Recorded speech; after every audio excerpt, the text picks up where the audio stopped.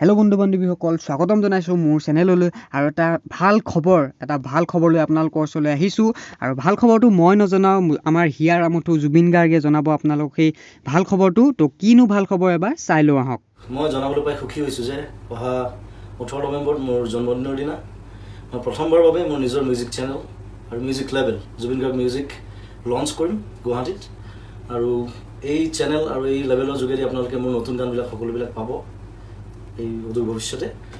আৰু অকল মোৰ গান বুলিয়ে নহয়, এই মিউজিক লেবেলটো এইটো কাৰণে খুলিছে যাতে নতুন ল'ৰা ছোৱালীয়ে আপকামিং যিবিলাকে গান কৰি আছে, গান গাই আছে, গান লিখি আছে, তেওঁলোকে যাতে এটা প্লেটফৰ্ম পায় আৰু মোৰ লেবেলৰ জৰিয়তে তেওঁলোকে তেওঁলোকৰ গান ৰিলিজ কৰিব পাৰিব।